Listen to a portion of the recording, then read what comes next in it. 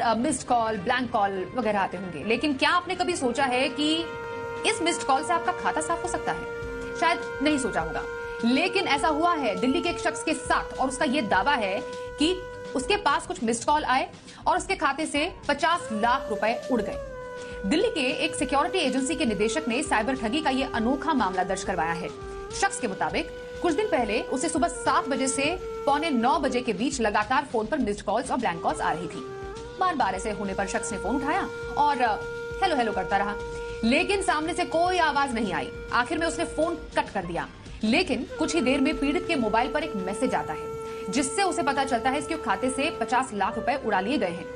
ये message bank की तरफ से आया था, जिसमें बताया गया था कि उसका आरटीजीएस कंप्लीट हो गया है। शख्स का कहना है कि उसकी ना तो किसी से बात हुई, ना ही कोई ओटीपी उसके मोबाइल पर आया, ना ही उसने किसी लिंक पर क्लिक किया था, ना ही किसी को बैंक डिटेल दी, लेकिन इन सब के बावजूद उसके खाते से पैसे कैसे निकल गए? अब इसका साफ साफ जवाब अभी पुलिस भी ढूंढ नहीं पाई है। हालांकि पुलिस ने शुरुआती जांच में इसका कनेक्शन जामताड़ा से बताया है। दिल्ली पुलिस ने के साइबर सेल के डीसीपी ने कहा है कि बैंक की ओर से ओटीपी भेजा गया था, लेकिन मोबाइल कॉम्प्रोमाइज हो जाने की वजह से ये ओटीपी हैकर के पास चला गया। शुरुआती जांच में ये सिम स्वैपिंग का मामला भी नजर आ रहा है।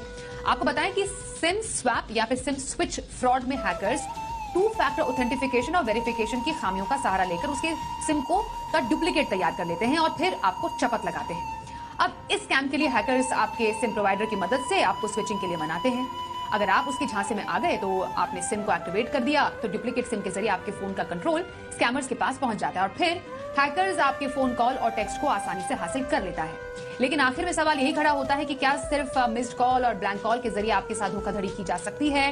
क्या मिस्ड कॉल और ब्लैंक कॉल के जरिए धोखाधड़ी करना संभव है? ये कुछ ऐसे सवाल है जिसका जवाब तलाशने की कोशिश करेंगे, क्योंकि ये वाकई काफी ज्यादा संगीन और गंभीर मामला है। और सवालों का जवाब देने के लिए और चर्चा में शामिल होने के लिए बेहद खास मेहमान हमारे साथ हैं। परिचय करा देते हैं साइबर एक्सपर्ट और महाराष्ट्र साइबर पुलिस डिपार्टमेंट की पूर्व सीएम फेलो दीपिका सिंह। दीपिका जी, स्वागत करते हैं आपका इस चर्चा में।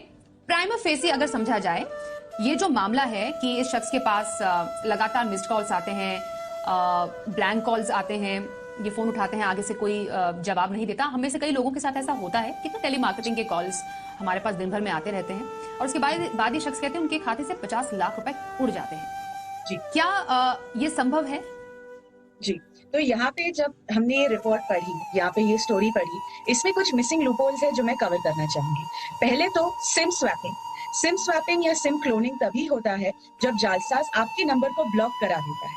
स्टेप 2, वो कैसे ब्लॉक कराता है? वो जो कंपनी है आपके सर्विस प्रोवाइडर को, उनको कॉल करके बोलता है कि वो आप हो, आपका केवाईसी डिटेल्स देते हैं एंड वहां से सिम ब्लॉकिंग की प्रोसेस शुरू होती है। तीसरा, अभी जो इस स्टोरी की दूसरी कड़ी है कि इतनी बार ब्लैंक कॉल्स क्यों आते हैं? तो जब कभी भी कैरियर सर्विस हमारी वेरिफिकेशन करते हैं, वो कई तरीके के वेरिफिकेशन सवाल पूछते हैं, जिनमें से कुछ होते हैं your parents name, the last 5 incoming और आउटगोइंग कॉल्स, ताकि ये वेरीफाई कर सके कि जो सिम ओनर है वही उनसे उस समय पे वार्तालाप कर रहे हैं।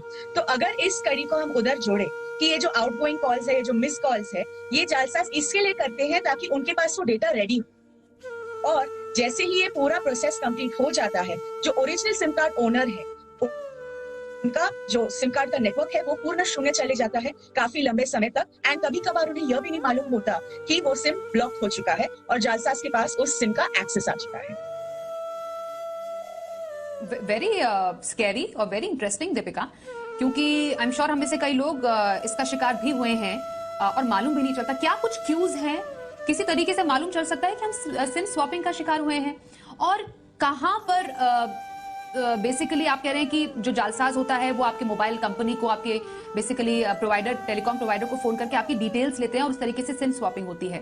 क्या ये इतना आसान है कि सिम स्वैप कर लिया जाए? जो वहां पर कॉल सेंटर में लोग बैठे हैं वो इतना आसानी से आपके इन्फॉर्मेशन को इतनी हल्की तरीके से वेरीफाई भी कर सकते हैं, या फिर जो हैकर है वो ज्यादा इंटेलिजेंट है यहाँ पर? तो यहाँ पे सिम स्वैपिंग करा क्यों जाता है? जो रीजन फॉर सिम स्वैपिंग या सिम क्लोनिंग या सिम ब्लॉकिंग होता है कि आपका मोबाइल हैंडसेट खो गया है या आपका सिम कार्ड खो गया है या एक्सेसिबल नहीं है। तो पहला कड़ी का मुद्दा है वो। दूसरा कि जो क्वेश्चंस वहां पूछे जाते हैं, एंड वहां पे सिम स्वैपिंग करने के 3 तरीके हैं। पहला है केवाईसी नंबर पे कॉल करके, दूसरा है नियरेस्ट स्टोर को विजिट करके, तीसरा है ऑनलाइन। एंड अभी हम इस डिजिटल जमाने में आ गए हैं जहाँ पे काफी सारी इंफॉर्मेशन हमारे सोशल मीडिया, हमारे ऑनलाइन वेरिफिकेशन द्वारा ऑलरेडी ये जालसाजों के पास है। उस कड़ी का इस्तेमाल कर कर वो हमें इम्पर्सनेट करने की कोशिश करते हैं।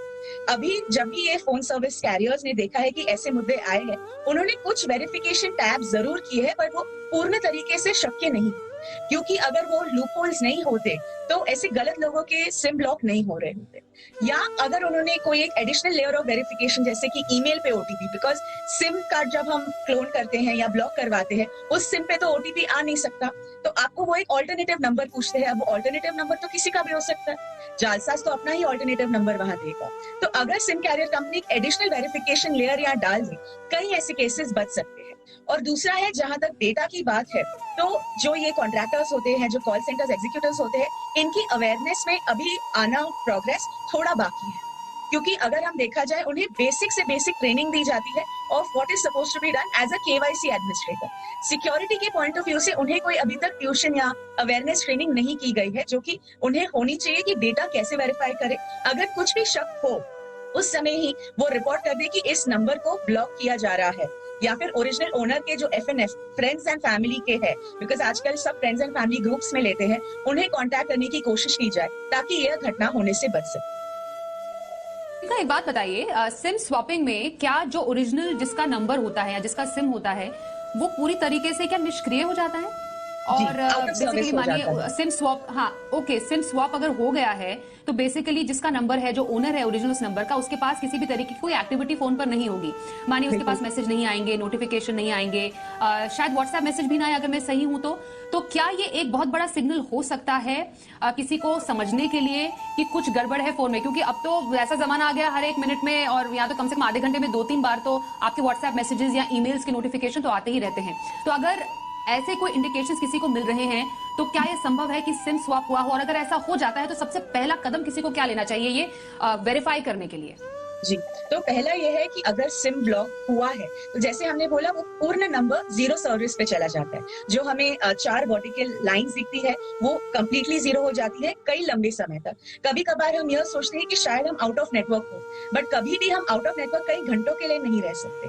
दूसरा, SMS आना बंद हो जाएंगे जैसे आपने कहा। तीसरा, जो भी एप्स हमारे नंबर से लिंक है, ना कि social media apps but banking apps also, उनकी भी एक प्रक्रिया शुरू हो जाती है, बिकॉज इस पूरे डिजिटल ब्रह्मांड को हमने एक छोटे से सिम कार्ड से ही जोड़ा रखा है।